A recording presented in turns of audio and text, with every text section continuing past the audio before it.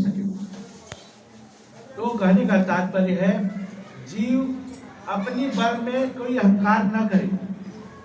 जीव को जो भी टैलेंट या प्रतिभा मिलती है वह परमात्मा की कृपा से ही मिलती है। जब तक ठाकुर जी की कृपा थी तब तक उसको कुछ नहीं हुआ, और जैसे ही ठाकुर जी इस संसार से और अपनी कृपा को समेटते हैं, और इस तरह से सब संसार के लोगों का सामर्थ्य कम हो जाता है। जहाँ पर कृपा राम की हुई तहाँ पर कृपा कर परमात्मा कृपा करते हैं तो संसार के सभी लोग इसमें।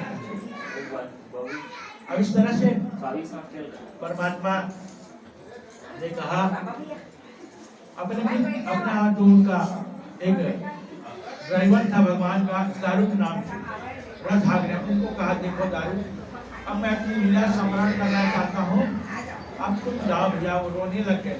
उन्होंने कहा तुम चिंता मत करो, वैसे मैं जान ही रहा हूँ परमानेंट, मेरा एक रूप में मैं भागवत में रहूंगा, और इस तरह से तुम मेरी भागवत का प्रचार करना।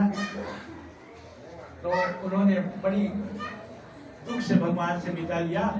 और इसी समय क्या होता है, बलराम जी पहले उनसे जानते ठाकुर जी लीला समेट रहे, तो उन्होंने वहीं पर समुद्र के मार्ग से और शेषावतार लेकर के वो अपनी लीला संवरण कर लेते। बोलिए बलराम जी भगवान की। अब इधर इस बीच में क्या होता है,